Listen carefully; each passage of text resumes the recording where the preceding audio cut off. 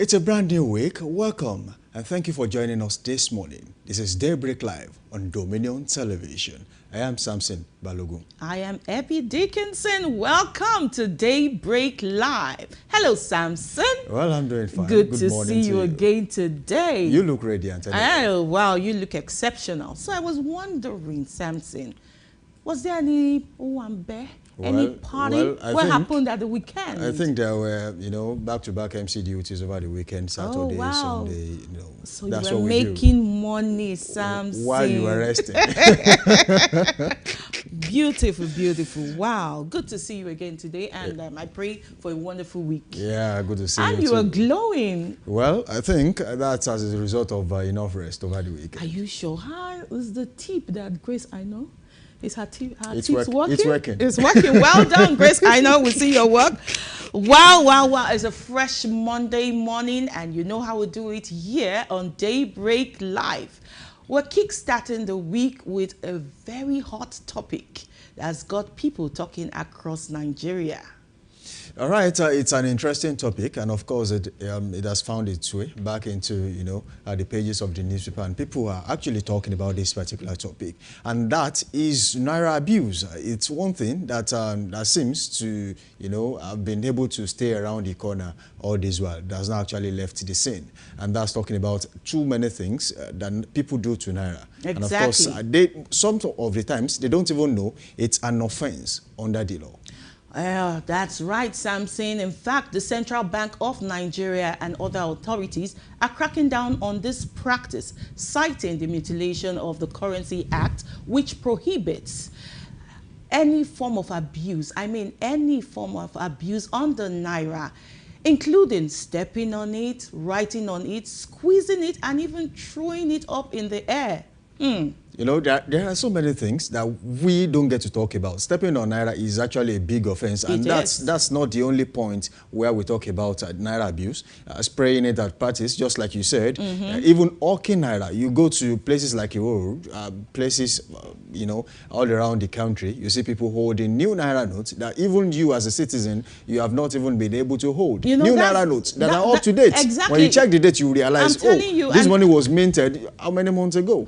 And that's what a lot of people are saying, that instead of arresting celebrities and the rest of it, they should focus on bigger problems in the country. I mean, talking of fake currency syndicates, talking of inflation, corruption, corrupt politicians, and even the bank officials. Bank officials who actually supply these new notes. At least these people don't just mint money by themselves. They go to banks to to buy them. That's where it comes from. You buy money from bankers just for you to sell. Go to clubhouses, you see new Naira notes being sold. And you go to have parties. An account in that bank, you won't even get those that's the point. And then, if we talk about arresting people, my mind goes to even the police should be arrested. Have you seen when they collect money from Mika drivers, Okada riders? Do you see how they squeeze and put somewhere? So what are we saying? What you don't want people to see, you don't want them to see you doing it. Because that means it is illegal. So automatically, you don't get to flaunt it. You just keep it somewhere. Absolutely. So it's a problem in Nigeria, and I think we should find a way around it. Under Section 21 of the CBN Act, which is of 2007, actually says a lot about Naira abuse in Nigeria. It says states that spraying, dancing, or marching on the Naira or any form of currency is an offense. So it's a big offense. I even understand that even money bouquets. It's an offense. Even money gone. So you might want to say it's a fancy way of spraying the Naira. But like that. It's an offense. And I've seen people, music artists, finding their way around, Naira abuse these days. You get to transfer money to them or maybe give them money. They give you a printed copy of money, maybe their picture on it.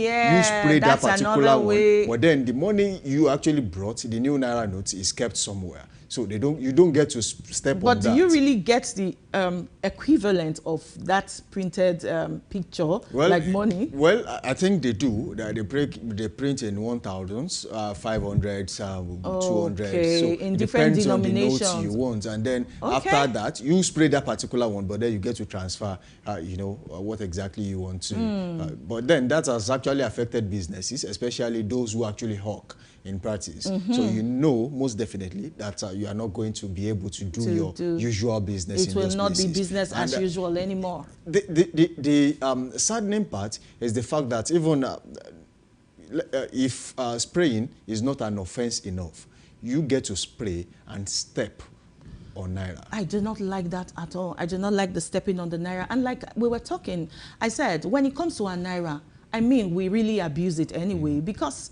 have you seen how people, should I use the word, worship the dollar and pounds? Even in Nigeria. Yeah, exactly. Nigerians. I'm talking of Nigerians. We don't just they seem to line it up in their wallets. You will see the way they arrange it in their wallet. Exactly. So why don't we do same to our Naira? We put it there, we eat on it, we write on it, we take phone numbers on it. The thing is, even if you go to shops, businesswomen, they tend to, after counting money, you want to tell someone that this is the exam amount in this particular pack, then you write it on the money. Why can't you find a paper, put it on it, and then you write on that paper, not on the Naira? These are things we should be looking at. And we should also look at even our currency. Have you seen paint stains on Naira before? Oh my goodness! Are you telling me? You see all sorts of stains. Even you see food remnants. I say you will find oil and the rest on money. And these days, even our people, we reject our own money safe. Yes. Like the prince in the corner. No, I can't take it. This is Naira. It's Nigerian money now.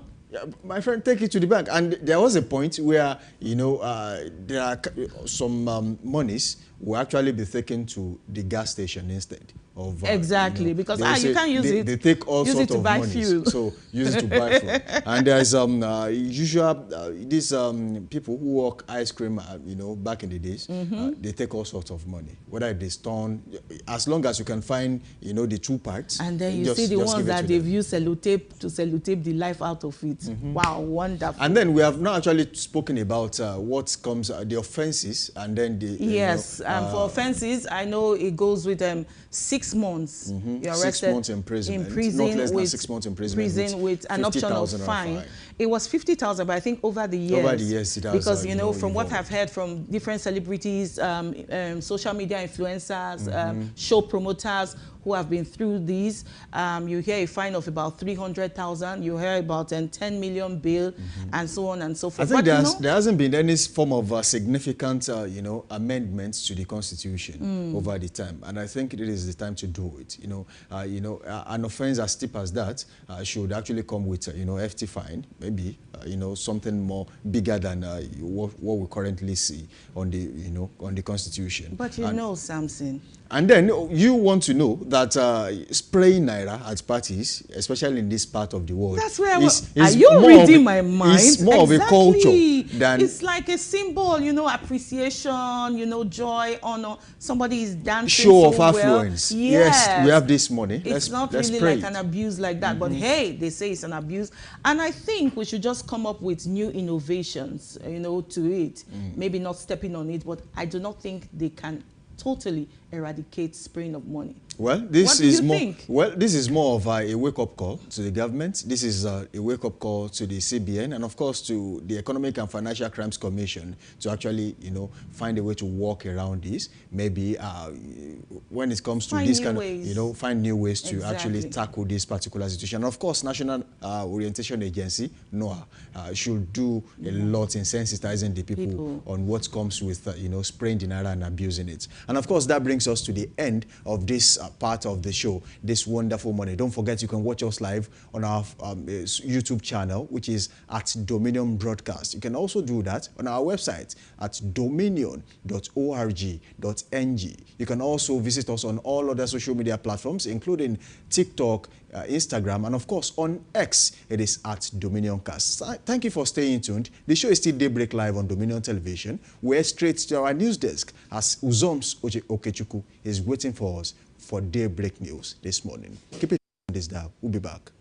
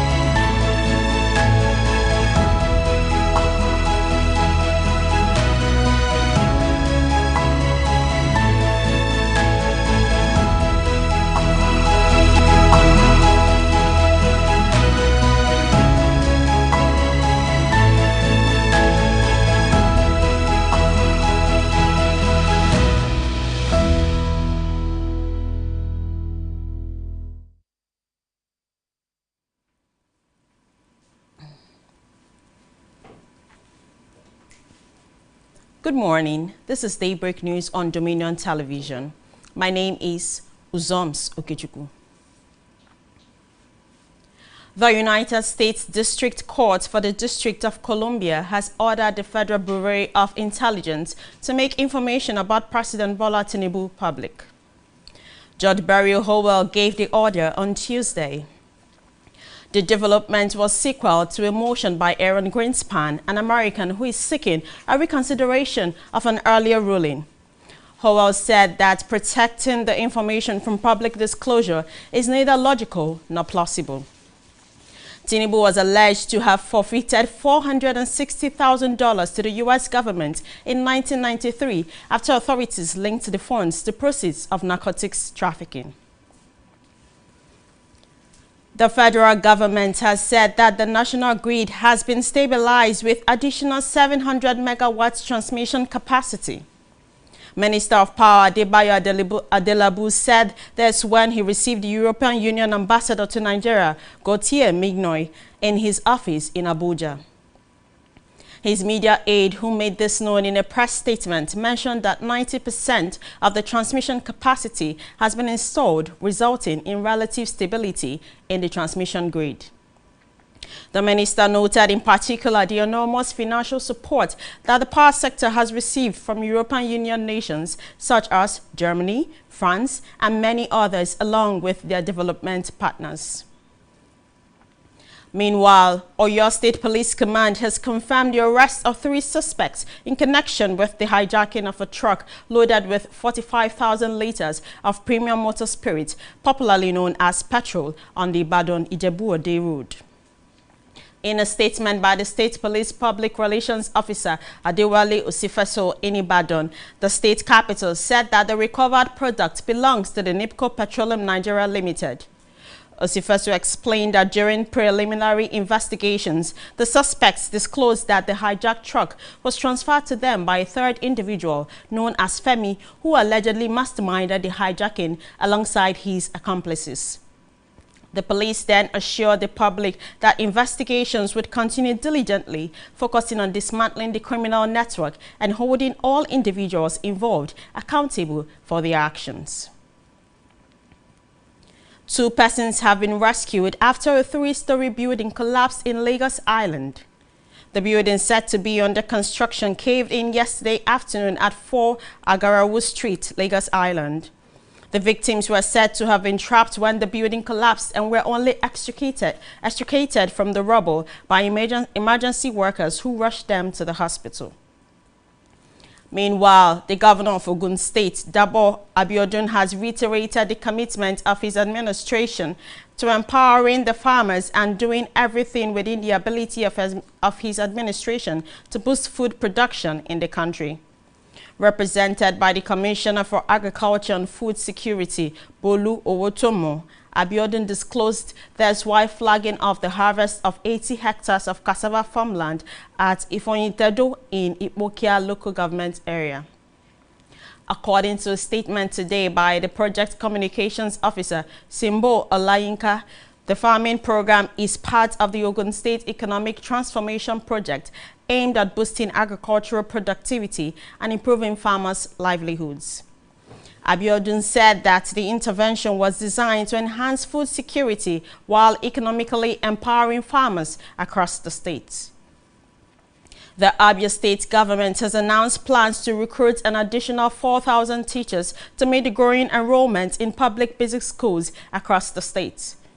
Governor Alex Oti made the disclosure while hosting former President Olusegun Obasanjo to a dinner at the government house in Umuahia.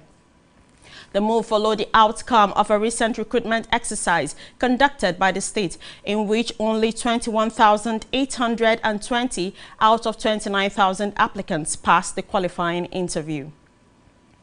In business, the National Sugar Development Council has signed a memorandum of understanding with Chinese conglomerate Sinomac for a sugarcane cultivation and processing project that aims to produce up to 1 million metric tons of sugar annually in Nigeria. According to a statement today, the agreement, a product of the Nigeria-China Strategic Partnership initiated by President Bola Tinubu, has the potential to attract as much as $1 billion in investment into the Nigerian sugar sector.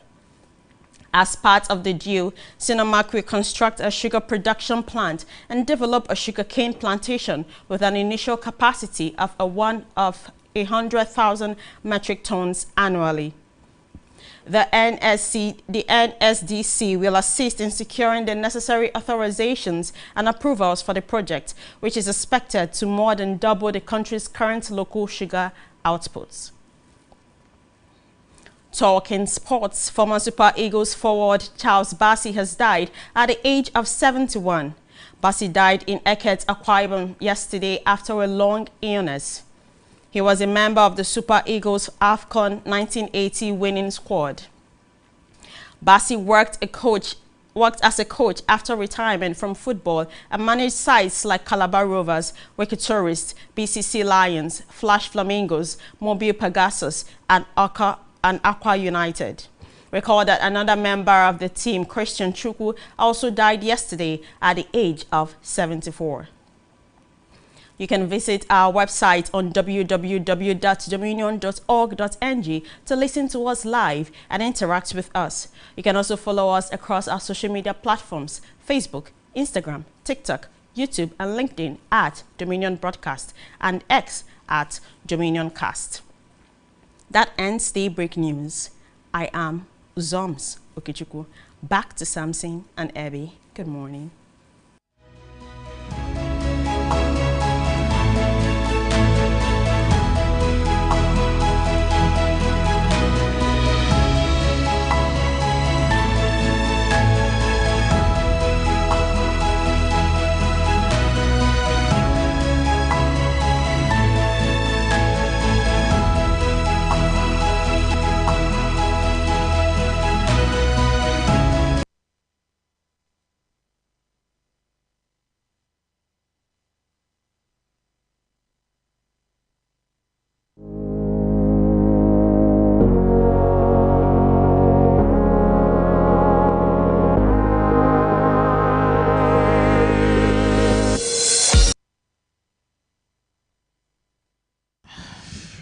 Welcome from that short break. That was the Daybreak News on Dominion Television. And of course, the show is still Daybreak Live on Dominion Television, your channel of choice, where inspiration meets entertainment. That takes us to the next part of the show this morning, and that's our newspaper review segment, where we'll bring you the major stories on the pages of the newspaper. And this morning, we'll be starting with This Day Live. And of course, the first story I'll be taking this morning, Presidency says Tinubu not indicted as U.S. court orders release of records, says lawyers studying ruling in 30-year-old report. You'll find that story on the front page of This Day Live this morning. Okay, also from This Day Live, top Ndume, 100 soldiers, 280 civilians killed in 250 attacks by Boko Haram in 6 months, says military needs thousands of MRAP vehicles which cost 1 billion naira each.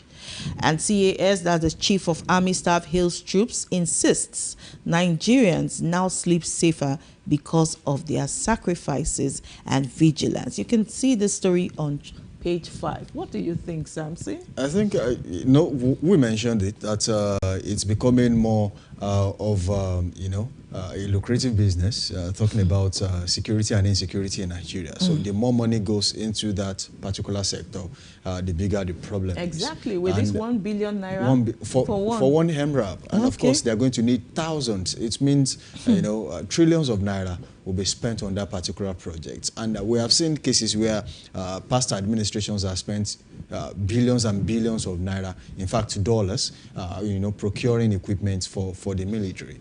And even at that, we are still not where we expect those parts of the country to be. And don't forget, insecurity is not just limited to the north. It's not limited to the northwest, northeast, north central. It's everywhere. Even the southwest has had a fair share of security crisis in recent times. The southeast. It's not limited to one part of the country. It's everywhere. Now, so if you are going to buy MRAPs, for the military, and it costs 1 billion naira per one. And we're going to need thousands of them, according to, you know, Aliyu Ndume. It means that Nigeria still has a long way to go when it comes to security in the country. And don't forget, the first story I took, which has to do with the presidency, you know, denying and, of course, saying, you know, they are still studying the ruling, and, of course, they are going to come out with their own part and version of the, you know, the story when the time comes. I think, well, Nigerians should keep their fingers crossed. We have always kept our fingers crossed. We'll see what happens after that. That takes us to the next story. On this day, live this morning, FG flags of the construction of over 700 billion naira Abuja, Kaduna, Kano highway. That's one important road that networks, you know, major states in the country. And of course, Umai says Tinubu building roads that will last 50 to 100 years. And of course, Kaduna governor, that's another rider on the story, expresses hope and the project will bolster security in that part of the country. You'll find that story on the upper third of This Day newspaper this morning. All right, I think I'll just move from This Day to the New Telegraph. Right here, we'll see U.S. tariff, Nigeria to miss $7 billion non-oil export revenue earnings projections. And one interesting story here is Aso Rock disowns Tinubu's 2027 campaign billboards. Well, I think, you know, sometimes as a politician, you have too many people who are loyal to you and they will do anything just to seek favor or maybe help you project your agenda ahead of the next election. I think that's what is happening right now. The presidency might not actually know anything about the billboard. They might be taking their time. And, well, we can say if they actually know anything. That's what I was I'm just saying, that's my opinion. I know. Anyway. So if they don't know, it might be just for some, you know, people paying lip service to the presidency, or maybe, you know, in the course of eye service, wants the president to know that I'm on his side. Bring it down. That's exactly. The president has actually told them to stop, you know, anything that has to do with billboard or campaigns ahead of the next election. No, we have enough time, and there's enough on their plates to solve at this time. We haven't even gotten to the end of 2025. Well, that's how election works in Nigeria. You know, the Yorubas will say atokere. So if you want to win an election in Nigeria, you have to start early, and that's exactly what is happening. So if the presidency is not ready, some people are ready on behalf of the presidency. So that's exactly what I think is happening. And if they know about it too, I think they have actually come out to say, look, we have nothing to do with these billboards. And then we should take their word for it. Okay, we should take their word for it. That's it. So, all right. Let's take this particular story. 7 banks' customer deposits rose to 43.5% to 69.63 trillion naira. That's for that story you will be found on the upper third of the New Telegraph this morning. And of course, FG outlaws unregistered digital assets, forex platforms. Okay, so that has to do with a lot of you know, stories I had over the weekend about a particular platform which has crashed and that has got so many people talking. I think Nigerians really have not learned about, you know, some Ponzi schemes, you know, that rocked the country, I think a few years ago, where people actually lost their earnings, lost their savings to it. Though some people actually escaped it. There's something about Ponzi schemes. People who start early tend to make more money. But then if you do too, that's what I found out. Maybe if you invest too much and you don't know when to stop, then you might be a victim at the end of the day. And that's the fact that when you start hearing people campaigning rigorously, telling you if you don't join this platform, you are missing, you are going to regret it. I think that is exactly the time that particular Ponzi scheme is about to crash. So you need to learn that. Because Nigerians normally usually do not tell people exactly where they get their fishes from. They don't tell you where they, where they fish. They just, you just see them flaunting it, and then you begin to wonder where exactly is, so person making the money. So the moment they start telling you, please, you have to do this, you have to do that, ask them, when exactly have you been doing this? If they tell you, yeah, I've been doing this since January, and you are just telling me that, my friend, please, I'm sorry. So that's the idea. The moment you start hearing so many things about the platform, my friend, it's not working. I have never been a part of any of this, but please. I think you are lucky. I haven't. There are so many things you should not know how to do, and investing in Ponzi scheme is one of them. But people still make money. They are making money, have but you been eventually, a part of any? Have you seen stories on social media over the weekend? Someone has $680,000 in a particular Ponzi scheme. Wow. One person. You can imagine him not getting that money back. Oh. You can imagine him not being the only, the owner of the money. Probably he got it as a loan. Look, give me so amount of money, I will because return. When they say you put a particular amount and it's like money doubling scheme, right? I don't understand how it works. That's the problem. You just wake up one morning and want to become a billionaire.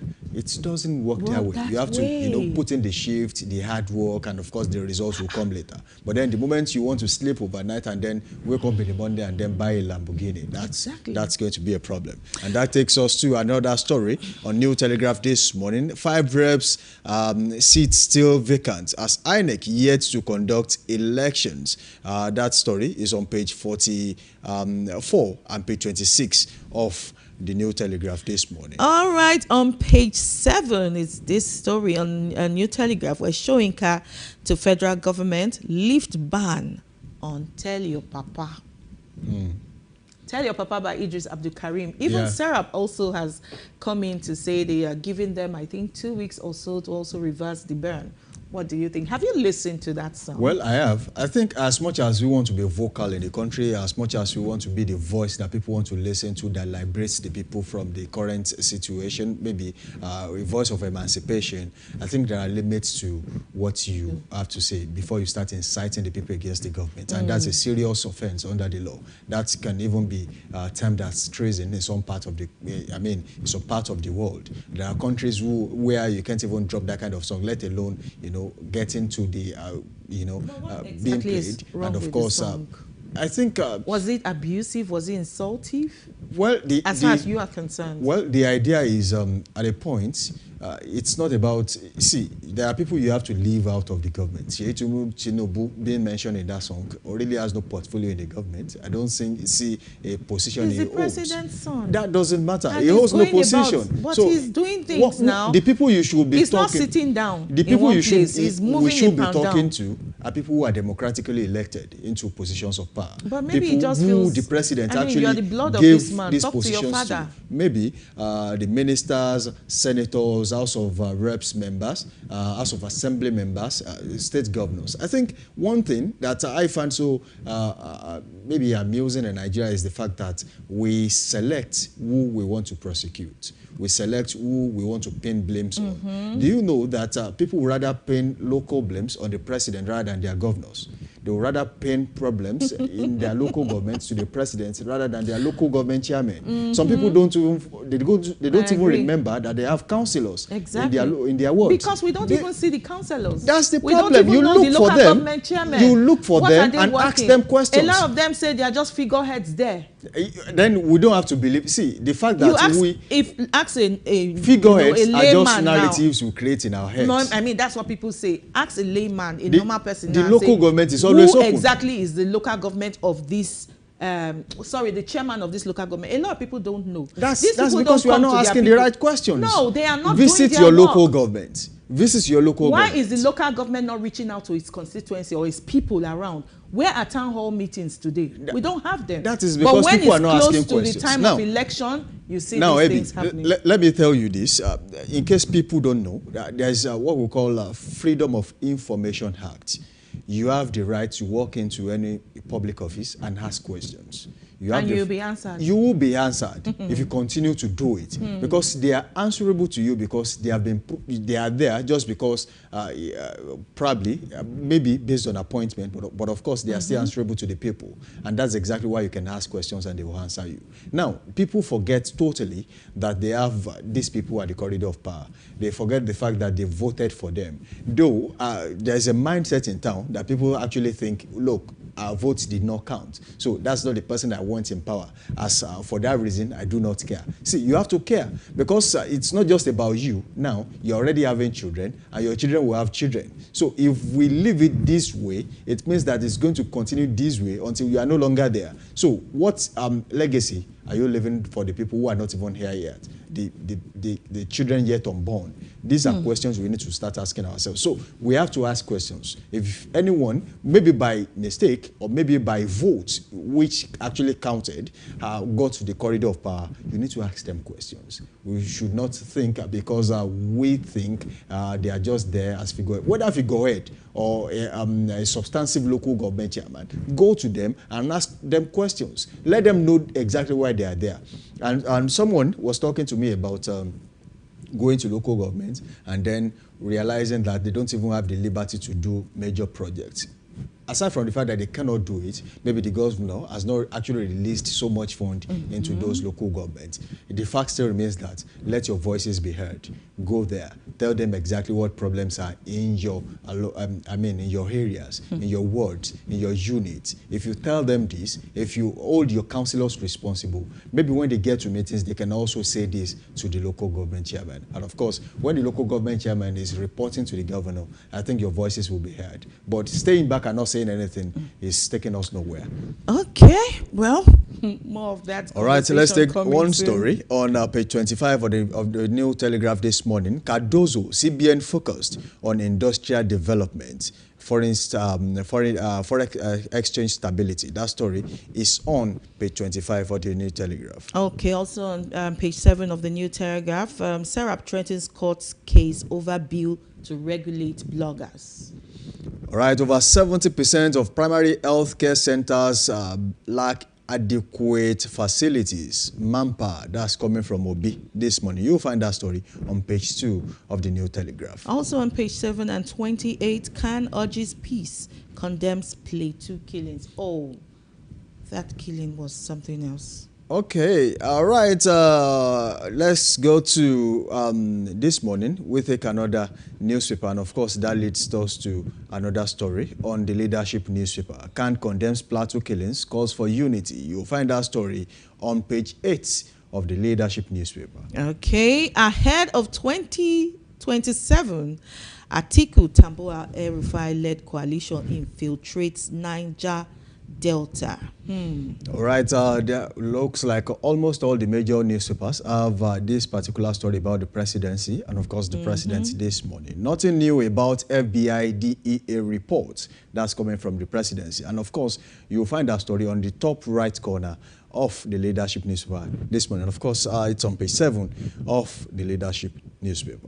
All right, on the bottom part of the Leadership newspaper, on the right, you have lawyers justify Imo CG's appointment. You can find this on page 30 on Leadership newspaper. Just like on page 4, you can also find Governor Yusuf resolves Kano graduates certificate crisis. All right, that takes us away from that and takes us to another paper, which is the Guardian newspaper this morning.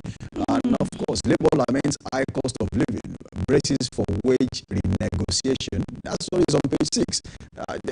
It's a question that begs for answers, and I think we mentioned this earlier, talking about how minimum wage can barely buy you a bag of rice. And someone said, is it only rice you need? No, I'm just trying to say. Exactly. We always emphasize on this rice. We are just trying to measure. We are just trying to measure what it costs in the market. Do you have the price now for rice, actually? Well, I don't have the exact price because it varies from one particular part of the country to the other. Yes, something, and of course, in some places they will say 60 something, depending on where you are buying from. Some places are closer to the border; they get these things cheaper. And then, if it's cheaper in those places, there is this idea of the border being close to importation. The land borders. How do they get these products? That's one question. If they are truly closed. And the other one is the fact that if Labour is coming right now to say, look, what you did the last time, we appreciate you for the 80,000 minimum wage. I think it is not enough. You should probably do better than what you are doing. And this is the time to do it. Talking about the Labour leaders allege FG's exploitation, petition, ILO, and United Nations. Also, there's another rider there, Code of Conduct Bureau to check corruption with e-asset declaration system. And of course, Jega faults universities over rush of honorary awards to unworthy characters. I think that's one thing we should talk about too. get to see so many honorary doctorate degrees that you can't even remember which institutions they come from. And then you are worried. And it's always there, Dr. So, Dr. That, and then you begin to wonder from which, institutes of learning. That's one big question we should be asking. Yes, we should. Maybe when writing, we should be having honorary doctor that, and then we should know doctors who actually, because it's becoming a tussle between it from the real doctor, actual doctors who actually went to institutes of learning to get these degrees, because it's becoming a tussle between them. I spoke to someone over the weekend and was like, it's getting increasingly annoyed that honorary doctors get to be called doctors, and he went to school, spent time, spent money, is also a doctor, but of course they get to be called doctors too. I think he said there should be honorary doctor, and then he that went to school should be called doctor, so. Then I just burst into laughter. I was like, I can imagine the feeling. The feeling, yeah. I was talking to someone also who actually happens to be, in this business, in the media business. It was like, look, I am not interested in any honorary doctorate degree. I'm going to go to school. I'm going to get this doctorate and get my doctorate degree. So it's a conversation for another. I'm telling you, there's a lot. All right, still from the Guardian newspaper, on the top right-hand corner, Ndume raises alarm over renewed Boko Haram attacks in Borno and seizure of LGAs. We also have this one on 2027. ADP admits gang up to unseat Tinubu as Uzodinma dismisses coalition. You can find this on page 3 of the Guardian newspaper. Of course, on page 8 of the Guardian newspaper, Uriwa condemns a systematic dismantling of democratic structures in Rivers State. That story is on the Guardian newspaper this morning, and that's one thing that I think I find it confusing somehow. If the presidency actually wants to win, one of the best places to get a block of votes in Nigeria is Rivers State. Why dismantle the political structure in that part of the country if you are still going to need it? I think this is totally different from, my opinion, I think it's totally different from what the presidency have in mind. It's not about dismantling the democratic structure in that place. It's about, bringing it back to what it used to be, and of course, settling all security crises in that particular part of the country before it's returned to the democratically elected government in that part of the country. It's an opinion. Or maybe they have something better. Something better in store for them. Let's watch and see. Also on page 5, UN chief Sanusi orders to remember Chibok girls at 11 in London. Wow. How time flies. It's been 11 years. 11 years. 11 good years. And the fact that it's not all the girls that were kidnapped at the time were rescued. Exactly. That tells you a lot has happened. Mothers. They have become mothers. A lot has happened in 11 years. You can, even if you're at home, you can imagine the turnaround, the development you must have witnessed in that, period of time. 11 good years. 11. And imagine someone being taken away from their family unannounced, and of course under duress, not by consent, and then that person is there for 11 years. Then I'm thinking at this point psychologically, such person must have given up on coming back home. Exactly. I think there was one time some came, or they didn't want to come back. Some girls they were trying to rescue at some point, It happens. Okay, let's move on. Away from the Guardian newspaper this morning, we go straight to Nigerian Tribune. And of course, SEC bans unregistered digital assets exchange, online forex platforms. I think that story actually appeared on some other newspapers this morning. Okay, this one says air passengers volume drop amid biting economy. It's not a new thing. If it's getting too expensive, flying is then not people easy will think anymore. of alternative. I think I've had someone who used to go back and forth Lagos Ibadan via flight. At the point he settled for train. It's like, look, I think the train is also good. He didn't tell me exactly why he's settling for the train, but me, I understand already. One as a Nigerian that you are. And it came to, and I realized, I echoed his sentiment. Look, train is good. You can go by train. You go by train in the morning and come back by train in the evening. Yes, I think twice. The new train, I've done that twice. It's quite interesting. It's been a while now I used it, but especially when you do the VIP. Very interesting. All right, our Supreme Court rulings landed PDP, LP in further crisis. That story, there's a rider, Abure remains in charge. That's coming from Labour Party spokesman. As Apapa, the Nadi, lay claims to that particular title, which is the chairman of the party. PDP in limbo as members await decisions on Anyanwu Ude Okoye. All right, the last rider says our internal mechanisms will decide way forward. That's Ologwagba on that one. So you find that story on the Nigerian Tribune this morning. Okay, still coming from Nigerian Tribune, we still have a story of Tell Your Papa, where Soyinka slams Tinubu's government once Idris Abdulkarim's song unbanned. You find that on page 3. And UBA unveils upgraded POS terminal, revamped money app. You find that on page 5. Now, this POS thing, is it really helping?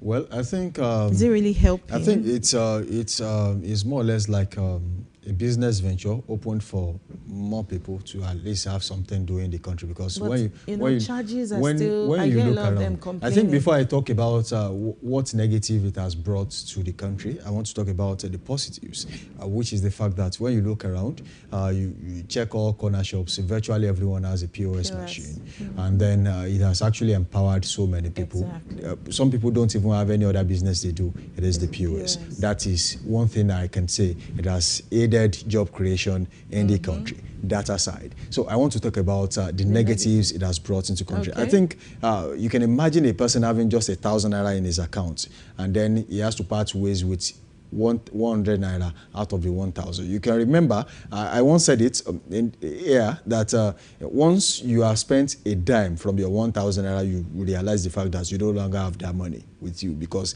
it's totally going to, you know, find its way out of your hands. That is one. The other part is the fact that when the currency became, you know, scarce commodity, some people had privileges, and those were the POS operators. Where they got naira from, there was no cash. I don't know, and there was no cash. So at the point when I researched a little bit, I asked questions from some people. I realized the fact that some bankers were supplying them cash. In fact, some bankers have these businesses. They empowered people. They bought these POS machines in bulk. They bought the terminal in bulk and then gave it out to people, and then found a way to supply them cash. So if you go to banks, I've been to banks in Ibadan, Challenge Access, for example. I may both to say that. You go to POS machines and you will not find cash. But then there's a POS operator right in front of the ATM machine saying, "Uncle, you want cash?" And you'll be like, "But there's a POS machine here." An ATM machine, you mean? An ATM machine, there will be no cash. But then when there's a POS operator standing right there, in front of the bank, and he's asking you questions. It happens a lot, and you're wondering, how come? How did you get the cash? If the bank do not have the cash, how did you get it? So it's more or less like, in one way, it's biting hard on the people, especially how much they have to part ways with when getting cash from these people. Charges and there was a point. There was a point they even raised, you know, the charges beyond, you know, 100 even them, naira. the operators, you know, they complain as well, because for every amount you take, no matter, there's this charge they remove, and they say after they remove, and that's the funny thing, you know, after they take that money, they also pay charges. Exactly, and they still take money from your account. That's the problem. You are sending to them, you get charged, you are paying the POS operator, meaning you get double charged. Exactly. And of course, when the money gets to them, there's a certain deductible. Something gets away from their own accounts. Exactly. So it's an era of you know, charges in the country. Let's just era of charges. Let's just move away from that. Okay. Nigeria attracted over 5 billion naira in new gas-related investment in 12 months. President, Nigerian Gas Association. That's on page 6 of the Nigerian Tribune this morning. On page 3 of the Nigerian Tribune, Presidency says no new revelations as U.S. court orders FBI DEA to release records on Tinubu's investigation. I think it is time we just, you know, just get past this particular story. It has been around for quite too long. I'm even telling you, it's still what are the revelations you want to make? If you want to make revelations, I think you could remember during the election, this particular case was brought up, and we were expecting the revelation. Nothing came out, and now they are saying there's almost finishing the term. Please release. If you want to release the record, please release it. And if you are not interested, let's just move on. All right. Taking another story. FG flags off 777 billion naira Abuja Kaduna Zaria Kano Road project. I think I took that story earlier. All right, not hugely benefiting from Tinubu's infrastructure revolution that's coming from Obasani. That's on the Blueprint newspaper. All right, President Kaduna governor deserve 8 years. That's coming from Umai. Billboards. Other campaigns should wait. Tinubu tells supporters. All right, that's the major headline on the Blueprint newspaper this morning. These are basically the stories we've been seeing on the Blueprint. In terms of sports, well, that is where I think Samson would love. Well, it's a very sound one. Charles Bassey died at 71. We also lost. Christian Chukwu also passed away at 74. Remember, he was rumored at a point too to be dead. Yeah, he was rumored, and then he came out to say, "Look, nothing is wrong with me." But then, but I wonder, where do these people get stories of somebody's death when the person is still alive? Well, I think the fact that the media space had not been, online has not really been regulated, sort of. It's a major problem. You see someone just waking up writing something about someone he doesn't even know, and then just post it. And all for the clouds, all for the comments, all for the followership, the reactions. That's not good enough for me. That's not the ethics of journalism. I think the actual journalism is you finding the truth, being able to investigate, and of course, being able to put the story out in the same way you got it. It's just like people you could tell when someone writes an headline, and then you get into the body of the story, you'll be like, what does your headline have in common with the body of the story? I think that should also be regulated too. And of course, talking about the passing of Christian Chukwu over the weekend, I think it was his bosom friend, Segun Odegbami, that broke the news. I think that was a very good source to get the story. They are friends, and of course, he was the one that broke the news on his ex handle. That's a sad one for Nigeria, losing two ex-internationals in the space of 1 week. It's really, really sad for the country. Okay. All right, we go straight to another segment on the show this morning, and this is where we draw the curtains on the newspaper review segment. Thank you. We'll go straight into analysis. Don't forget, you can watch us live on our YouTube channel. It is at Dominion Broadcast. You can also do that on our website at dominion.org.ng. You can also follow us on all other social media platforms, which is on Instagram, Facebook, and TikTok at Dominion Broadcast, and on X, formerly Twitter, it is at Dominioncast. Keep it locked on this time. We'll go on a short commercial break, and when we return, we'll take you to the next segment on the show. We'll be back after this time out.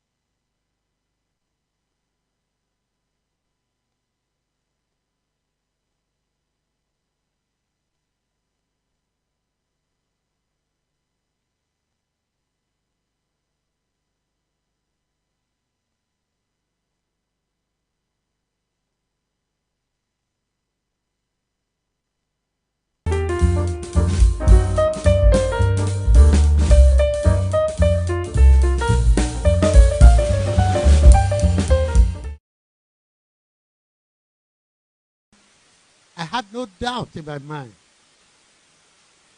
that with this collection, we are going to set agenda. More importantly, we are going to enforce social ethics. Because part of the problem of Nigeria is that the state is too powerful and the society is too weak. So when the state begins to misbehave, the weak society has no power to hold them into control.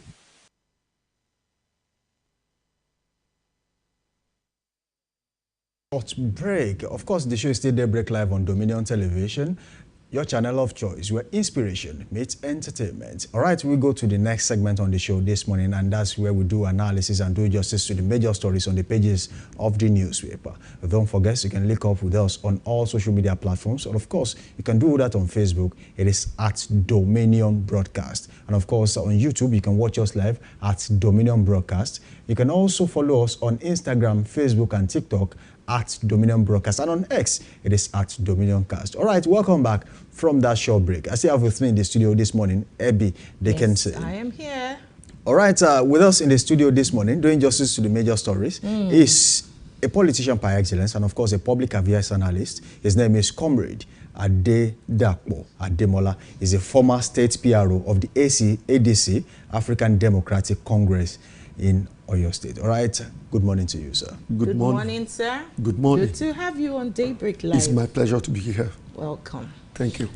All right, there are so much stories we have to be discussing today coming from the front pages of the newspapers. But before then, sir, we want to look at the issue of this Naira ban. We want to hear your thoughts. What do you think? Is it a good thing? Do you think this Naira ban can actually be achieved?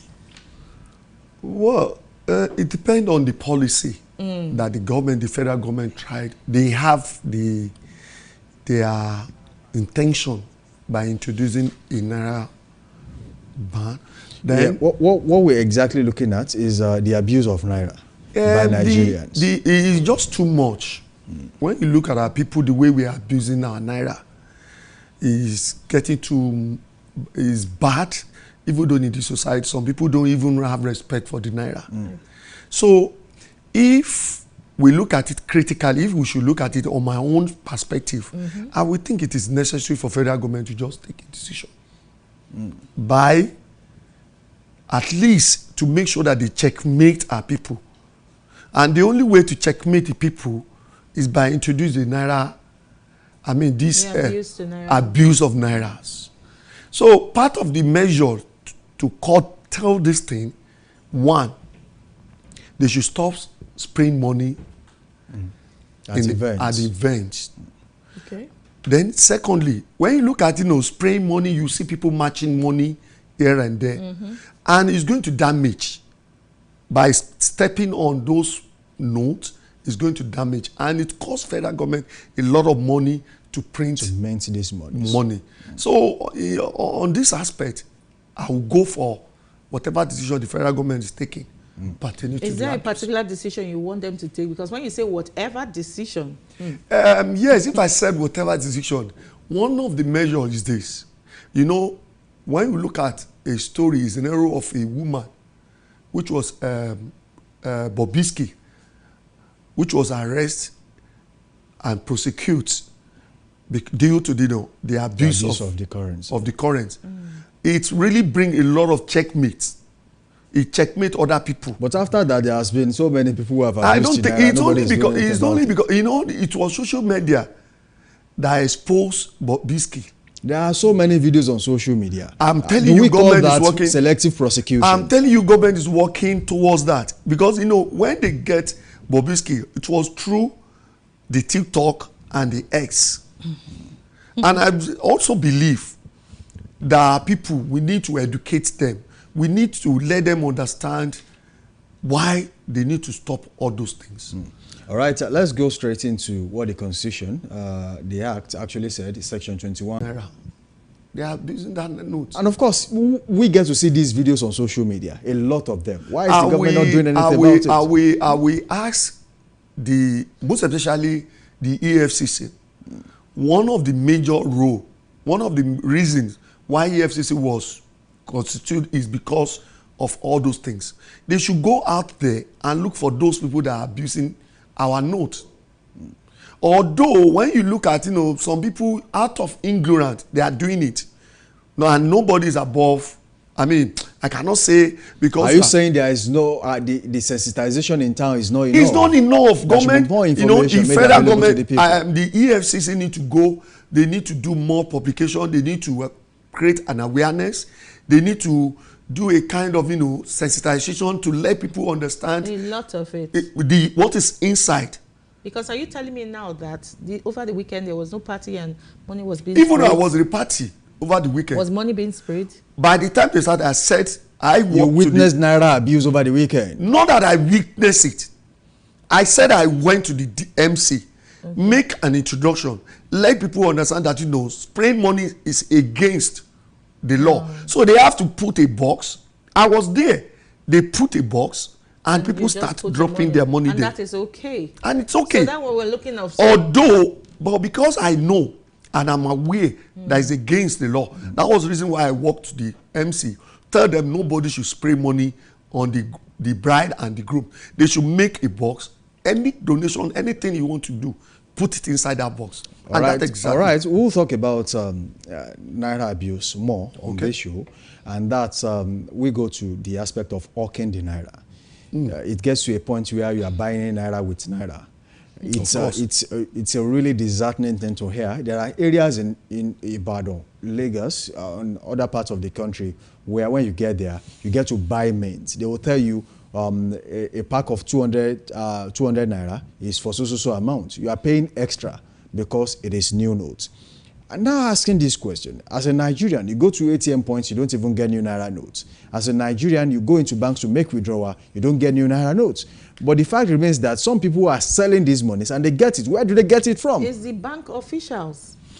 What? It's a good question. There are many ways. I'm not speaking for POS. All these POS operators, I'm not speaking. I'm a businessman. I own a store. Most times, they purchase with Naira. Some do transfer. We have POS, terminal within my store. Some will pay cash. Do you realize that most all these POS operator will work? Some of them, even this morning, somebody called me and said, please sir, do you have any Naira available with you that we can use for the POS operator? I will tell them, okay, transfer so amount, let me in exchange. Even though the business I'm doing, I cannot use the hard money, cash to buy. Because if I want to buy something worth about 15 to 20 million Naira, so I have to do transfer. Or maybe I walk to the bank and then that is one area where they are getting their money from. I'm not running away. I'm not so sure. And I'm not defending the bankers that they are not doing such thing. But it is the government responsibility to bring all those people, all those bankers into book. Let us checkmate them. And when you look at what CBN governor, Cardoso, there's a release I think about 3 weeks ago, which he talked about, when they get to any ATM machine and there's no money to dispense, that those banks, they are going to pay a sum amount. A fine. Fine. It is part of, how to checkmate and make sure that, all these banks are operational. And since then, we have not heard anything about it. And nobody come out. No bank has been called. I was listening to your analysis in the morning while I was in your studio. You said at the opposite of a bank. Yes, there's a POS operator there. Yes. I don't think the moment they realize you go into a bank, you cannot get cash. They offer you the service. Even before you enter the bank. The bank manager needs to be queried. I've been told once that, uncle, you cannot get cash there. I have cash. Imagine, even though it's not called for, in the front of the bank, the owner, the chairman, the alpha omega of the cash doesn't have the cash, and somebody, ordinary person at the front of it has the cash. Is wrong. So after said and done, I would have suggested, my own opinion is, federal government CBN need to be more proactive on that note. Now, the issue is there used to be a time in Nigeria when POS, ATM machines, you go there, even 3 a.m. in the morning, you get cash. Yes. 4 a.m. in the morning, you get cash. You can get cash anytime. But these days, once it is 5 o'clock and the bank closes, no cash again. Then another thing... Is this not done on purpose so that the POS well, people will? You know, you remember when... I've seen bankers come over the weekend to reload their ATM machines. When you look, I can imagine, I thought when President Bola Ahmed Tinubu, when we are preparing for the election, you remember, that was 2023, they said there's a scarcity of yes. And ever since then, we have been running on this scarcity of cash. And I think it is right time for the government to work on it and make sure that all this naira is available for people to use. You said the other time, somebody that has 1,000 naira in his account and is going to, let me pick, maybe he's going to challenge all the way from Adigbai. And he's going to spend 1,000 naira to get to the Adigbai. I mean, to get to the new garage. And he has 1,000 naira in his account. And he went to the machine operator, they deducted 100 naira. And automatically he cannot get to where he's going unless maybe he treks more and enter. See, I believe this present government need to work on that aspect. They just have to do it. It's too much. And the solving is too much. When you look at people who are solving, we will suffer to get cash. Even though to spend it is a problem at the same time.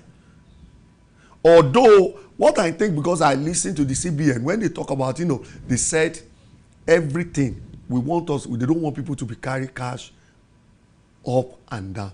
So in other words, maybe it was done in a purpose. Maybe they have purpose. For the purpose still remain that they want everybody to be aware to transfer instead of carry cash. Comrade Adedapo, yes. The president is listening. Yeah. The president is watching.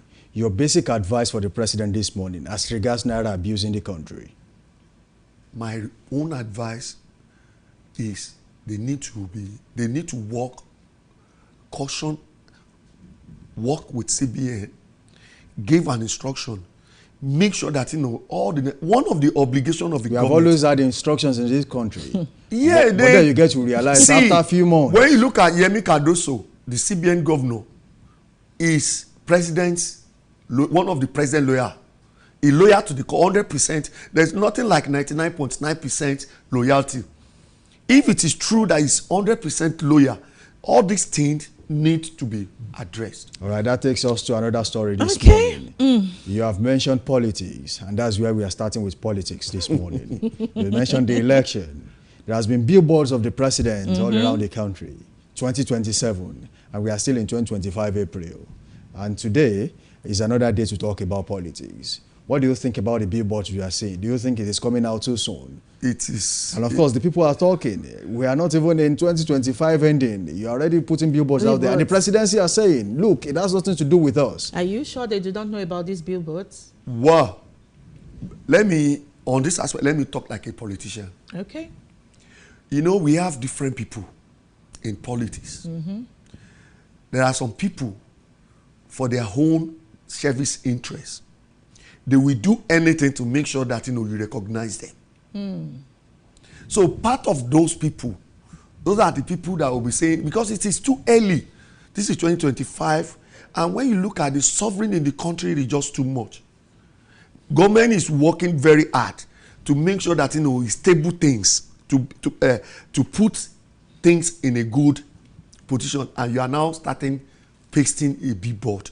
It just, when you look at those people that are doing it, they are doing it for the service interest, their own interest. It's not about the interest of the government. It's too early to be doing that. All right, let me take you back to what you said. That government is doing a lot to make things stable for the people. You said that just now. Yes. Is government really doing a lot? When you look at what we see with the inflation rate? My dear sister, let me tell you the truth. Okay, tell me. A child, when you born a baby, he has stages. Exactly. The stage when he was in the stomach, when he come out, cropping, start working. When you look at the process, the policy that the government is to introduce by now, Had they been, we have been experienced this kind of or maybe we have a government that have a good policy, maybe we will not find ourselves in this situation that we find ourselves. When we have excess, we don't manage it. It is now that everybody is struggling. Because I have a sister, and I walked and I said, come, things is very hard in the country. Even though you cannot give your son 2,000 naira to go and buy food, we will tell you, Daddy, what am I going to do with 2,000 naira? What is happening over there? Because I like to compare what is happening. And the only person that can tell me the truth, it is my own blood, because I have a son there too. He said that what we are using £1 to buy before, you will use £4 to buy it now. Okay. Even though the light that they are paying, maybe £3, go to £7, which means what is happening in Nigeria today is a global issue. Oh, really? But because we don't have reserve, because we don't have good hands in the government in the past, who mismanaged Nigeria's funds? Who mismanaged? Yes. Who? I'm asking you. When you talk about, we know those people. Mention because them. When we mention, if you ask me to mention, I will. Mention them. I'm not afraid to tell them. I'm not afraid to say the truth. Who mismanaged Nigeria's funds? Right from President Olusegun Obasanjo to the Yar'Adua. Yar'Adua would have been better, but very unfortunate. He has a short period in the office. To Jonathan. Jonathan wasn't good? Well, Jonathan, that time you have a lot of... From 2003. Believe me, sincerely, when you look at Okojo-Iweala raised an issue then that the way he's looking at the economy, look at that time, during Jonathan's era, he said, our economy, what he see, when you look at the blueprint, that Nigeria is going to have a problem, that our ship is sinking.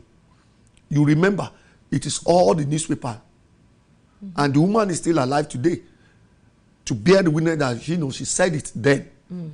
Had they been, government then are very proactive and they look at it, that what is the measure, what we do. Why America is over us is because they have plan, they have future ahead. Already they are planning 2030. You are saying Nigeria's problem started in the year 1999. Believe me sincerely, that is when we 2003. Get it wrong. That is 2007. Ever since then, 2011. So 2015. I believe and I pray that God will save us. If not because of the prayer, by now maybe another story will have said. Let me now ask you, President Bola Ahmed Tinubu is the President of the Federal Republic. Yes. Are we still mismanaging Nigeria's funds? Well, I'm not, because if I say anything now, maybe in the interest of the president, they will say maybe because he's a politician. But he too need to work hard. He need to work more. He need to. That is not a definite answer. Are we still mismanaging Nigeria's funds? I'm not. This is 2025. I'm not in a position because I'm not part of the government. But you have spoken for the other presidents. When you look at my statement, I said since 1999 till to date. Okay. But the way I'm looking at the policy that they have been, that is introduced now, I believe in the next 2 years, things might change. When you look at it now, I read something, I think it was on Friday, when they said our debt reserve has reduced by 78%. You think with President Tinubu, Nigeria is on the right course? By the special grace of God, God will lead him in the right path. All right, that takes us to another story this morning. Aso Rock disowns Tinubu's 2027 campaign billboards. We just talked about it. Yes, it's too early. But of course, let's talk about a particular story that has a lot to do with the presidency this morning. Okay. And that's about the report from the United States, the DEA. They are talking about the president, the presidency. They are reacting. They say there is nothing new about the FBI DEA report. Don't forget, this story actually came out during the election. Yes. They said they forfeited a certain amount of money that is related to drug. Well, I'm not in a position to, I don't want to comment about that. Either FBI, DEA, whatever Let them, if they have a report, let them come out and let the whole world see. Okay. Okay, well, let's talk about this 100 soldiers, 250 civilians case. Anyway, we're talking about the Boko Haram attacks and these MRAP vehicles that they say will cost, is it 1 billion naira each? And they need thousands of them to fight insecurity in the country, especially the Boko Haram. What are your thoughts? If I don't want to talk about, do you think insecurity is coming in business? Anytime they mention Boko Haram, you don't want to talk about it? I'm not happy. Is Boko Haram man-made? It is, yes. It's a man-made problem. It is politics. Politically generated. It is, see, it's just the way I look at it. Who are the people who created this problem for Nigeria? By the special grace of God, God will expose all of them. You don't know any one of them. Anyone, if I know, nobody. Do you know them? I'm asking you. I'm not in a position because I'm not in that area. How would I? It's not for I am the moderator. I can ask you questions. So you have questions. You have right to ask me questions, and I'm telling you. So why do you believe it is man-made? Yes. By now, I think the issue of insurgents, bandits, Boko Haram, I don't expect it to take longer so much time like this. It is getting so long. Nigeria is losing. They are losing territories to Boko Haram. Donald Trump made mention. He said they are using UDIS to promote Boko Haram in Nigeria. USID. That was the statement from Donald Trump. And when you look at it, our soldier will come out and tell us that all our border closed. How are they getting ammunition? How are they? Why they have access to foreign currency? Not even naira. They have dollar. They have the current series of dollar with all this Boko Haram and the bandits. But I think, and I believe, if it is people that are behind, I'm very aware that, it is very, when you look at all these new paper report and everywhere, Yoruba adage says, Bikuli oba pani, today ole pani. That is, if you don't have problem in your house, the outside one cannot come. So, whatever any problem that is happening within the Boko Haram area, it has to be solved within that area. Because they are the one behind it. But I mean, when you talk about Boko Haram, it's not only happening in the north. It's only when you look at northwest. Headsmen and the rest, and I think it's all the same. It's not the same. God, we will not experience. I pray we will not experience what they are experiencing. When headsmen are attacking our people here, what's the rest? What's the difference? No, that is why our governors here make Amotekun. Amotekun is more or less like, to checkmate all those things. And they are doing wonderfully. Yeah. I think, was it not 2 months ago, they intercepted some people around Shaki. And when you look, I think around Ogbomoso area too, there are a lot of things that, all these Amotekun are working on as a security operation. And they are doing very well. So, even though you know that, the north area, they are trying to introduce such thing, but it's not working. But I believe by end 2027, we will know where we're going on that aspect. Do you see this Boko Haram banditry coming to an end at You all? can see that, it has reduced. It has reduced. Yes. Unlike the previous government, compared to what is happening now, what we are experiencing now. All right, away from that particular story this morning, there's an issue. We are still talking about insecurity. Okay. Reprisal attacks. You realize that the military goes to a particular zone in the northwest, northeast, north central, and then after they have left, the bandits will come back. They will do more damage than they did the first time. Let's talk about Plateau State. Let's talk about Benue State. Let's talk about Niger State. Farmers are leaving their farmlands. That Benue State is just too much. That's why I said it's a political. It's politics.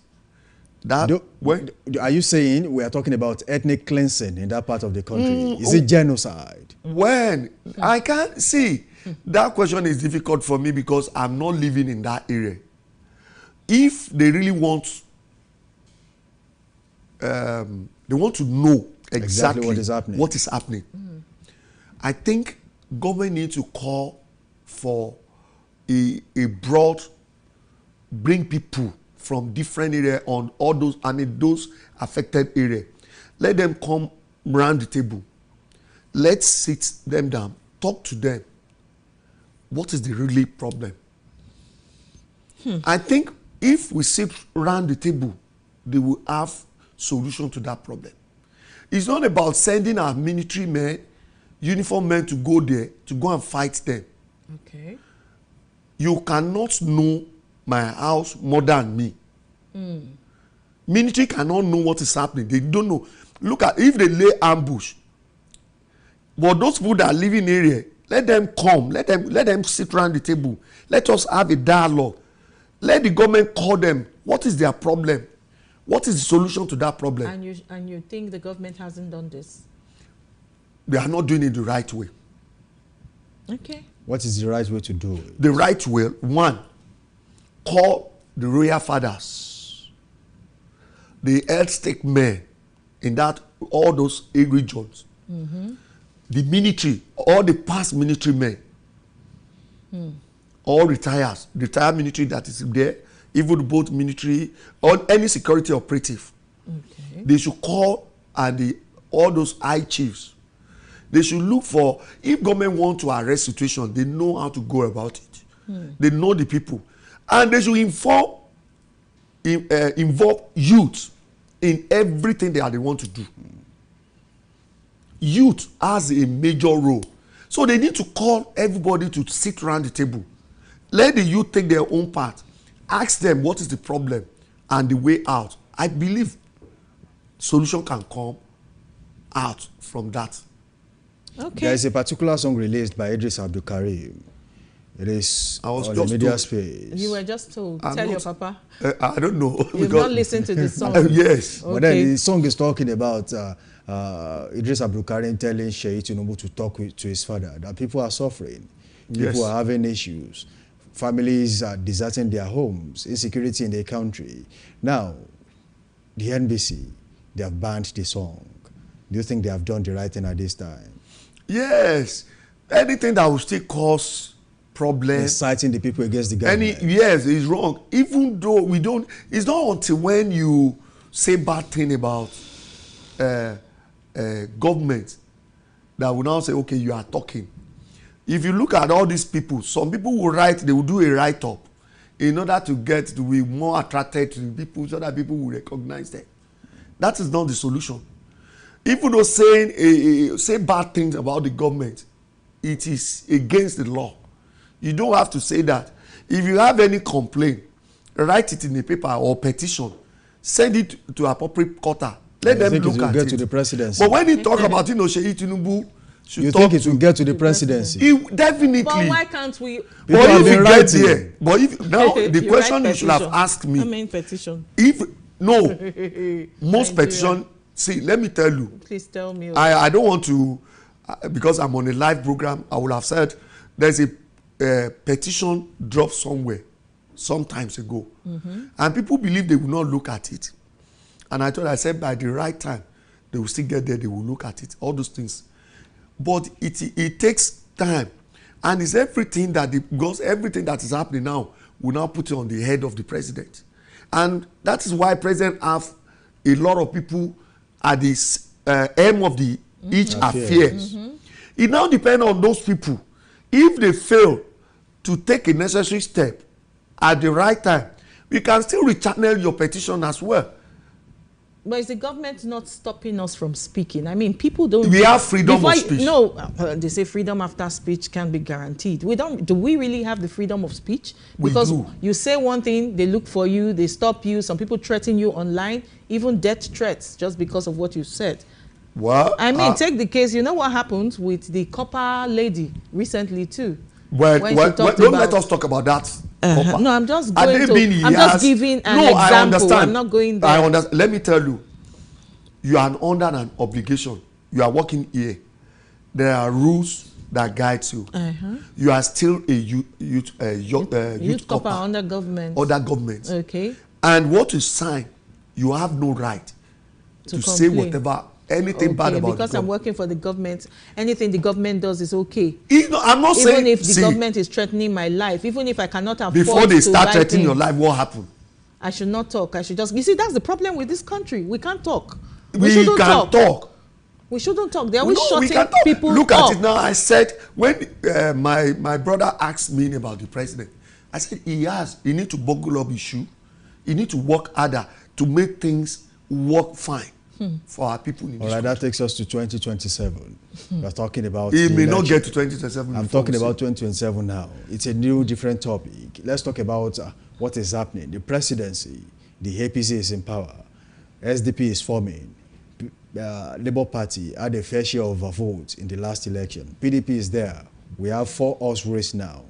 Do you think the presidency, the APC, will be trying to kill any other political party that is strong enough to contest in the year 2027? I don't see them as a threat to the president. You mean even other Labour political parties? You don't I'm see them. I'm trying to bring people on board. See, let me tell you, kudos to my own leader. I could remember each time we went for a meeting, he would tell me, you don't empower your enemy. You don't empower your enemy. Your enemy. Okay. See, all those people, they have their bad records. One way or the other, they work with this government, except Atiku. Is it, when you want to talk about Atiku that have been running since 2023 and 2013, 2003 till to date, he has opportunity to contest, and people don't want you. Go and relax. Are they going to produce Atiku for 2027? Are you saying Atiku will be paperweight ahead of the election? Is it going to be Peter Obi? Are you saying Atiku has no weight in the election? He has no say. Believe me sincerely, if he come out again 2027, they are just wasting money. You are saying he's going to lose if he comes out? Believe me, 100%. Regardless of the support he gets. 100%. He cannot. Why? Thank you. He has been in the race since. I said somebody that has been does in the not race. really matter. But it matters. President Buhari contested so many times. Exactly. Eventually won. Isn't it because when you look at the case of Buhari, don't compare with Atiku. What's the difference? Atiku was a former vice president. Buhari was a military leader. And he was in a good rapport with his president. Somebody that was which is President Obasanjo. We all know what is happening between them. We all are aware. Are you saying former President Obasanjo would never allow Atiku to be president in the country? Believe me, let's wait till then. I don't want to talk about Atiku, but when we talk about you have not answered the question. Are you saying former President Olusegun Obasanjo would never allow Atiku to become president? Never. He will. I'm saying it. Is it Obasanjo that dictates who the president is? When he has his own weight, he has rule. He still has a stake. He has, yeah. Look at him now. He was at Umahi over the weekend to go and meet the governor there. He was there. And I'm telling you, he will say Abia State. In Abia State, he has influence. He has people that they are die-hard to Obasanjo. And when you look at stronghold of Atiku, initially, the stronghold of Atiku, they will divide southwest and southeast. Now, lastly, are you saying anyone that wants to become president in Nigeria must have something to do with former President Olusegun Obasanjo? Not only President Olusegun Obasanjo. See, we have cabal in this country that determine who is going to rule us. That issue of cabal, we'll discuss this another time. Good. It is time to draw the curtains on today's edition. Oh, time has gone. Segments. I really had something. Time is fast spent. We really have to go. Thank you so much, comrade. Comrade Adedapo Ademola. He is the former state PRO, ADC, African Democratic Congress, Oyo State Chapter. And of course, he is a public affairs analyst. Thank you for joining us this morning. Thank you so much. I hope when we want you again, you'll be here. I will, definitely. We'll talk about these cabals. No problem. And so much. All right, let's go on a short break. And of course, when we return, we'll go to the next segment on the show this morning. Trend Watch is waiting. And of course, we'll be having Morayo Olua at Kentoba on this time.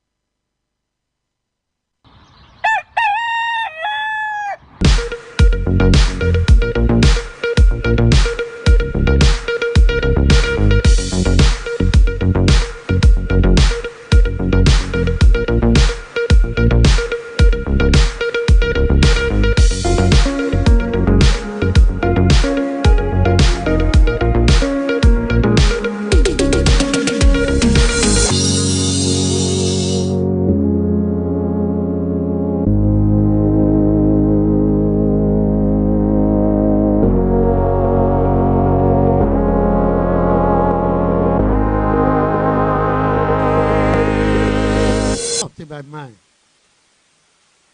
that with this collection, we are going to set agenda. More importantly, we are going to enforce social ethics. Because part of the problem of Nigeria is that the state is too powerful and the society is too weak. So when the state begins to misbehave, the weak society has no power to hold them into control.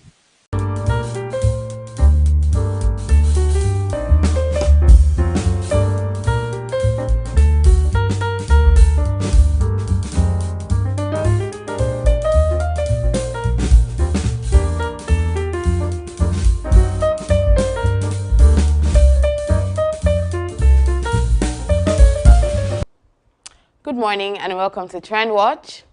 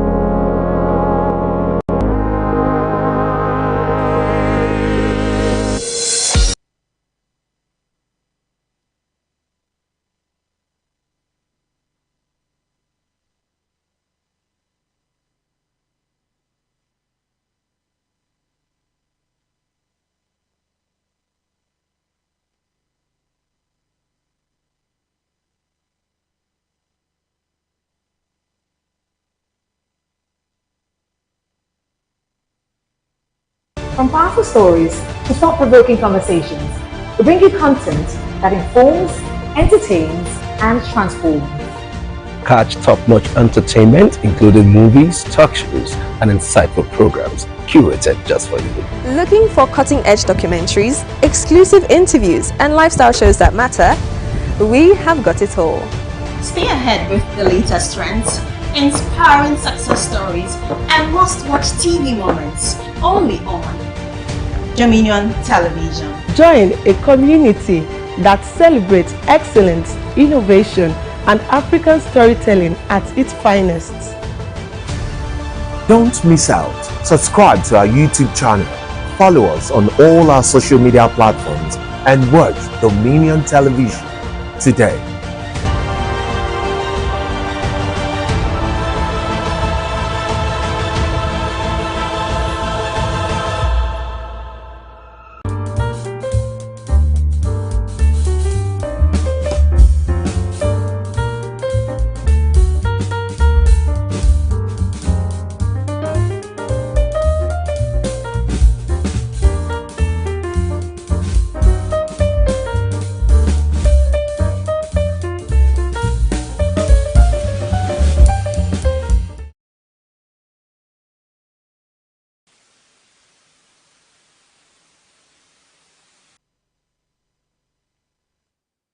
Good morning and welcome to Trend Watch, where we take you through the happenings on social media. My name is Morayo Oluwakintoba, and for the first story of the morning, we have very interesting news from Lagos State, where the governor of Lagos State has gifted a recent graduate of LASU 10 million naira for graduating with a CGPA of 4.93.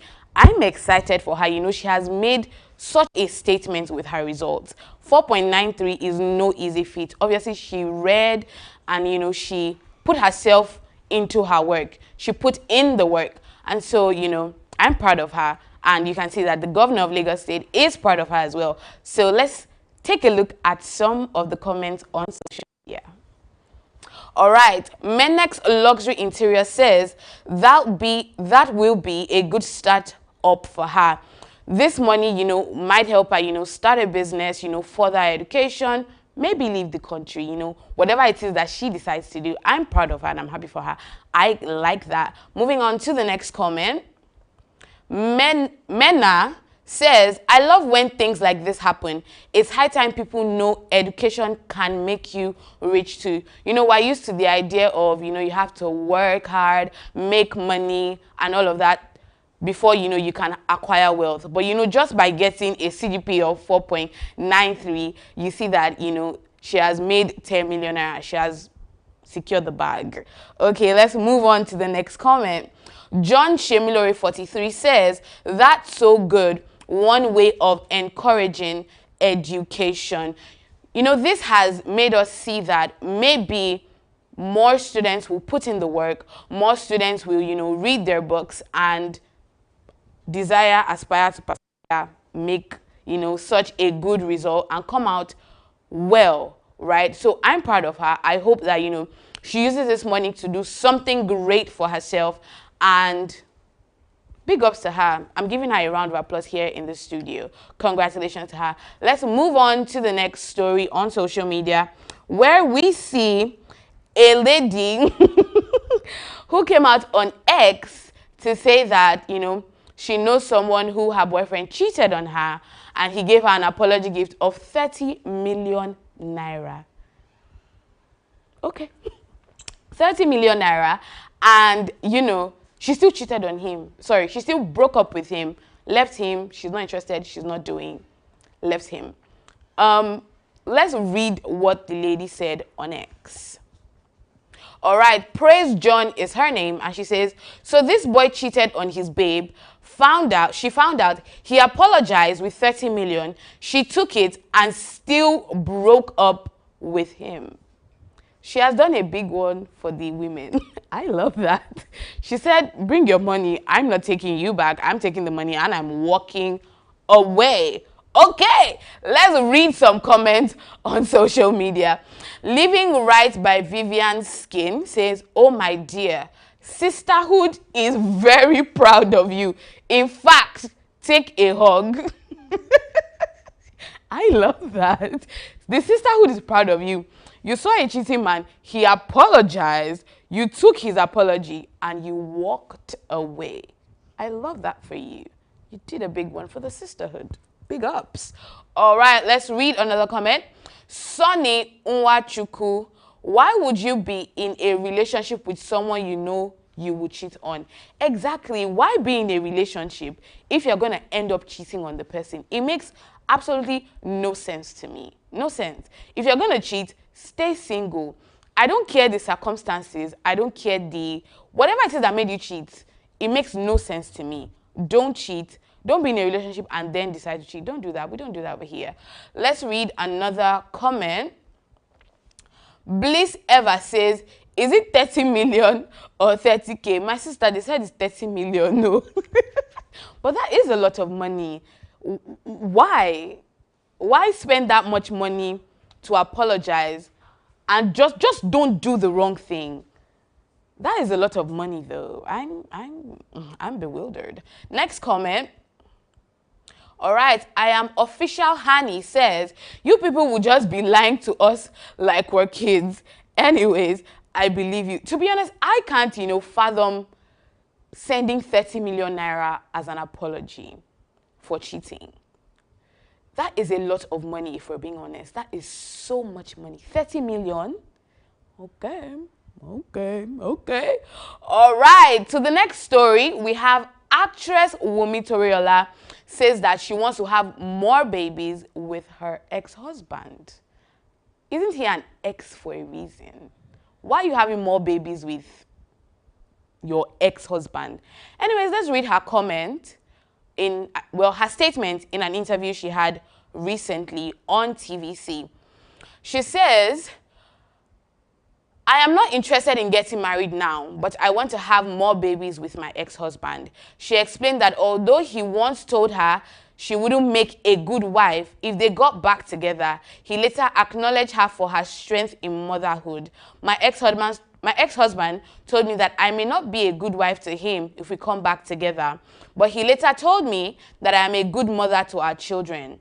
Wunmi added that while her ex is not married to anyone else at the moment, she can't confirm if he's in a relationship. However, she stressed that They have a working arrangement. That's good for them.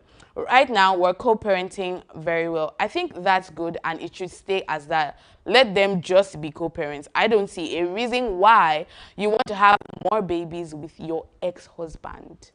Didn't you guys get a divorce for a reason? It's not, the math isn't mathing.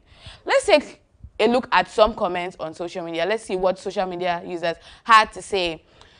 Sri Georgium says she's a wise woman. Okay. It's always better to have all your kids with one man so they share the same father. Okay.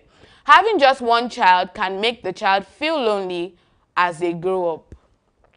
All right, let's keep reading. And having stepbrothers and sisters later can bring a lot of stress and problems. But when you have 2 or more kids with the same man, they grow up together, feel close, and the family feels more peaceful and complete. I think that if this were to be the situation, then they should remain married. But seeing as they are exes, they're divorced, why are you having more children with your ex-husband? I don't get it. I get what this person is saying, but I don't get her point of view or her stance on having more babies with her ex-husband. But let's take a look at another comment and let's see what somebody else has to say. V Manifest says, co-parenting very well usually means that they are doing everything else apart from being married. Exactly.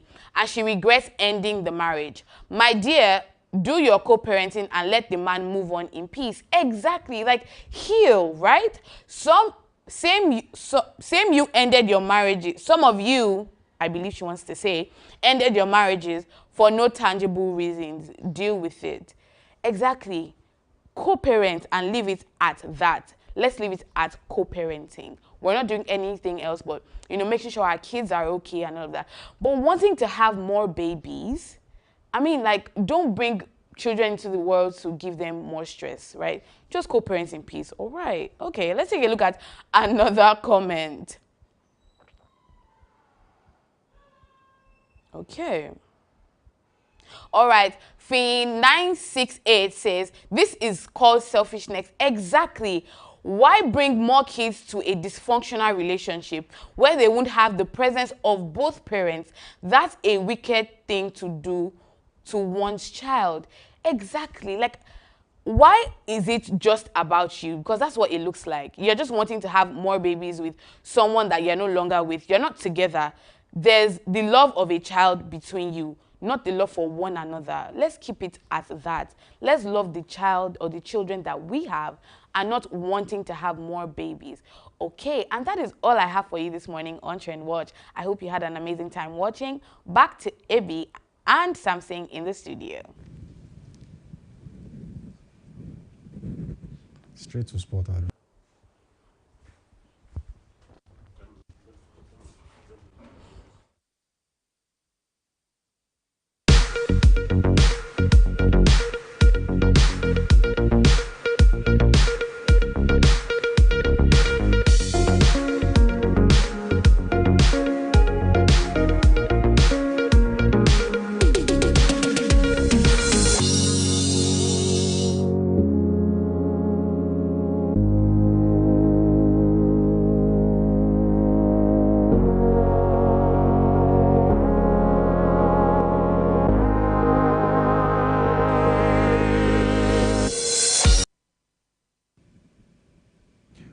Welcome back. That was Trend Watch by Morayo Oluwaketoba. The show is still Daybreak Live on Dominion Television. Don't forget you can watch us live on our YouTube channel at Dominion Broadcast. You can also do that on our website at dominion.org.ng. And of course, you can also link up with us on all other social media platforms, on Twitter, Instagram, and of course on TikTok. It is at Dominion Broadcast. On X, it is at Dominion Cast. All right, the show is still Daybreak Live, and of course, I still have with me in the studio this morning, Ebi Dickinson, with whom, of course, I can't.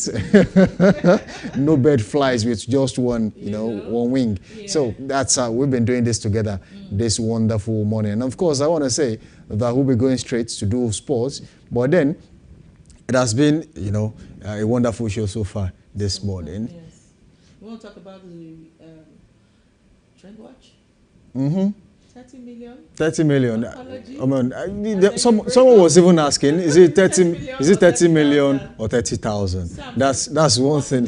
You know, well, for me, if you are taking 30 million for me as apology gift, if I have the money and I have given you 30 million and you are saying you want to break up, I think DSS will be the ones to, you know, help us sort this thing. That's it. All right, let's head straight. Let's head straight to the sports desk as Toluwani Abe, the sports paparazzi, is waiting for us to give us the latest update in the world of sports. Keep it locked on this time. We'll be back. Higher outlets.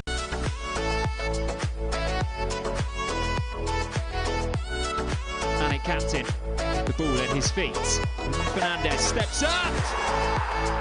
Manchester United take the lead against the run of play.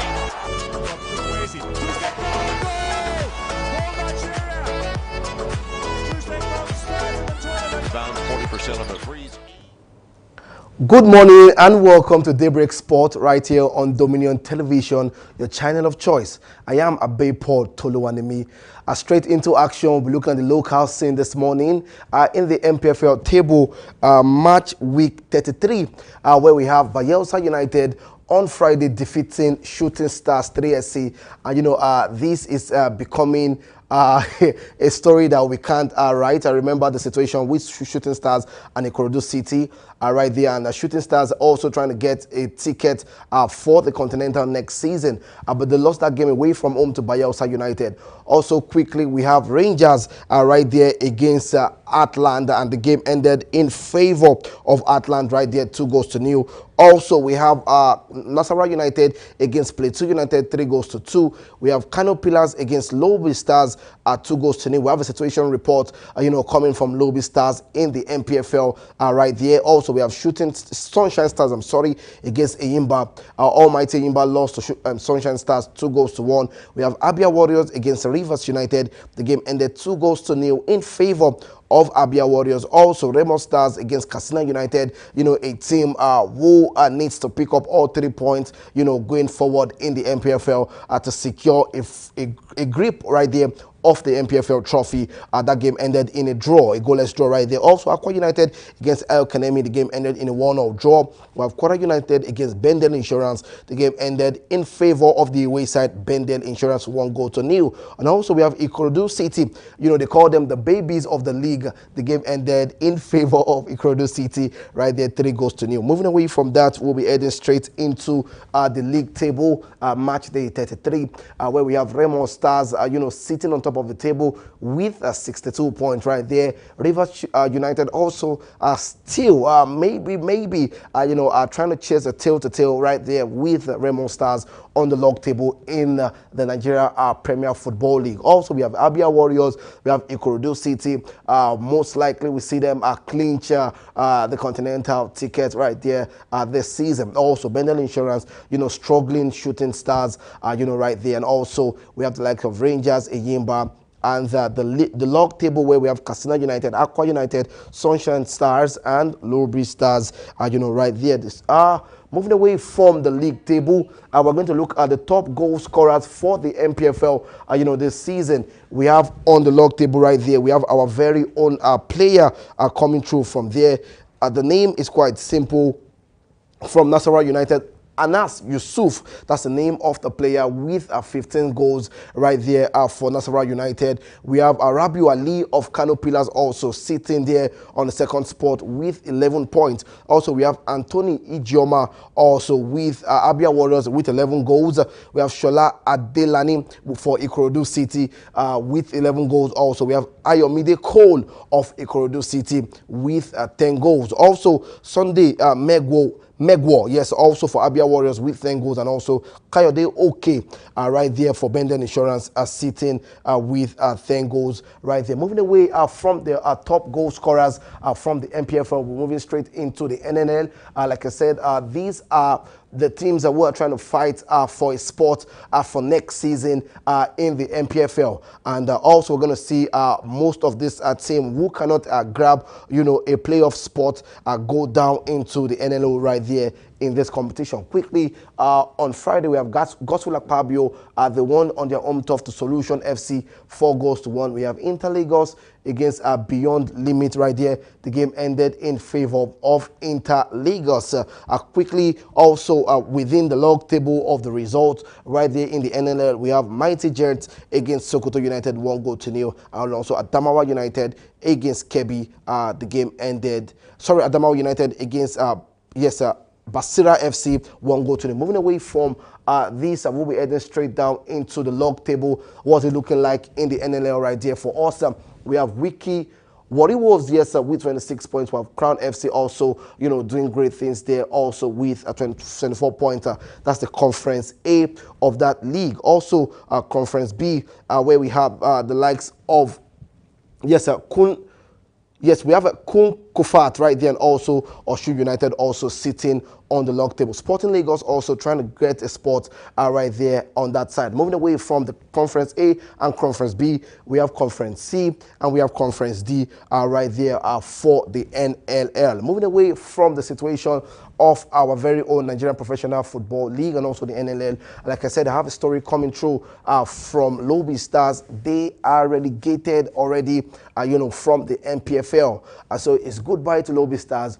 And we hope that next season they're able, to solve the management situations right there, because that's one of the major problems, Lobby Stars, they had this season in the NPFL. So we are hoping that, they can do better or maybe come back better next season with solving the situations, with the management and also the players. Goodbye to Lobby Stars. Moving away from that, we're heading straight into our very own our very own Flying Eagles, where we have them in Group B. The 7-time champions, Nigeria, have been drawn in a group with Tunisia, Kenya, and Morocco for the 2025 Under-20 African Cup of Nations in Egypt from the 27th of April to the 18th of April. The Flying Eagles will attempt to conquer the continent and secure their first AFCON title in 10 years. Amazing. Wow, I'm shocked. Trust me, I'm really shocked. But the 4 semi-finalists will also qualify as the CAF representative for the 2025 FIFA Under-20 World Cup in Chile. That's the update coming through right there from the Under-20 games. Moving away from that, we're heading straight into basketball. The world of basketball, so many things are happening, and this is big congratulations to River Hoopers, our very own, who are doing us proud. And trust me, I am super amazed to have to watch this team play, good basketball games and 6-pointers, 3-pointers. The game ended 79 points to Stade Malien. The team from Mali to 59 points. And so this team, River Hoopers have gained qualification into the next round. Remember, it's a conference game, and we're seeing great things happen, for River Hoopers right there. Moving away from that, it's a sad story to say our very own Christian Chukwu, who passed on, on Saturday. The Nigerian football icon Christian Chukwu has passed away at the age of 74. The former Super Eagles captain and coach died exactly 20 days after the 45th anniversary of the Nigerian historic 1980 African Cup of Nations. It's sad to see Christian Chukwu pass away, and we are praying that the family and the soul of Christian Chukwu is rest in peace. That's the update coming through right there from Christian Chukwu, 1951 to 2025. Moving away from that quickly, we're heading straight into the Formula One right there in Bahrain, where we are seeing our very own, mighty racers doing their great things there. The 2025 Formula One Bahrain Grand Prix held on the 13th of April, where we saw McLaren Oscar Piastri celebrating his 50th Grand Prix right there. So we have this Piastri, Russells and Nords doing their great things right there in Bahrain. Congratulations to them. We hope to see more stories coming through right here from Formula One. That will be all from Dominion Daybreak Sports right here on your channel of choice, Dominion Television. I am Abi Paul. Over to you, Samson and Abi in the studio. All right, thank you to Luani Abe for the sports beat this morning. That was Daybreak Sport on Dominion Television. All right, it is time for us to go and draw the curtains on today's edition of Daybreak Live. Don't forget, as we said earlier, you can link up with us on all social media platforms. You can do that by watching us live on YouTube, and that is at Dominion Broadcast. You can also watch us live on our website at dominion.org.ng, and of course, follow us on all other social media platforms, Instagram, Facebook, and of course, TikTok at Dominion Broadcast, and on X, formerly Twitter, at Dominion Cast. Thank you for being a part of this show so far today. Don't forget, you don't have to be great to start, but you have to start to be great. That's according to Zig Ziglar. So that's on that note, I'm saying thank you for being a part of this show so far today. Samson Balogun is my name. See you tomorrow. All right, my name is Ebby Dickinson. Thank you for watching, and God bless Nigeria.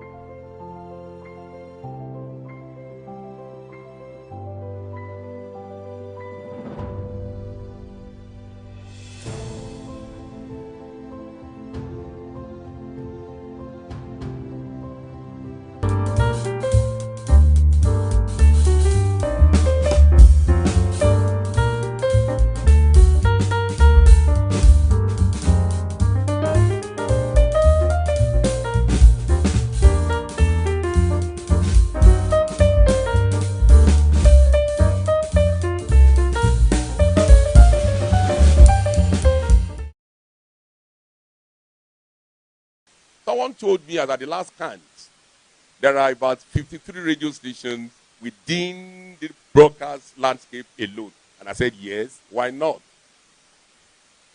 We are here to make a difference. I said something yesterday, I was told when I was very young, that Ninu Obi, Latin Yoifi. Which means that in the committee of metals, the platinum stands top. It's top notch. You cannot compare the platinum to gold, to silver, to brass, or to anything. So Dominion is here to dominate in practical terms.